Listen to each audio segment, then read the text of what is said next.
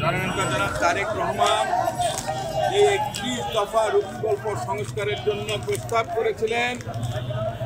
একসময় 27 দফা দিয়েছিলেন। আজ থেকে 2.5 বছর আগে, প্রায় 2 বছর আগে সেটাকে বর্ধিত করে 31 দফাতে উন্নীত করেছেন সংস্কারের 31টি পয়েন্ট। বাংলাদেশের রাষ্ট্র সংস্কার ফ্যাসিস্ট সরকার সমস্ত কিছু ভেঙে ফেলেছিল।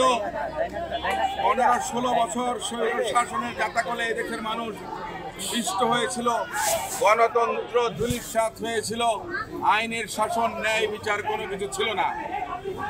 বাংলাদেশে যে ফ্যাসিস্ট গভর্নমেন্ট বা ফ্যাসিস্ট শক্তির উদ্ভব হয়েছিল, সেই ফ্যাসিজমের যেন অবসান ঘটে, সে কারণে জননেতা জনাব তারেক রহমান সাহেব বলেছিলেন পরপর দুবার প্রধানমন্ত্রী হওয়া যাবে না। এবং রাষ্ট্রপতির মধ্যে ক্ষমতার ভারসাম্যের কথা বলেছেন।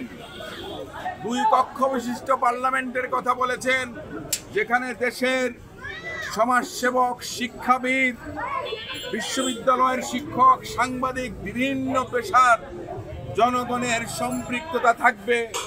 রাষ্ট্র ক্ষমতায় জনগণের অংশীদারিত্বের জন্য যা কিছু করা প্রয়োজন, বিচার বিভাগের স্বাধীনতার জন্য যা কিছু প্রয়োজন, তার সমস্ত কিছু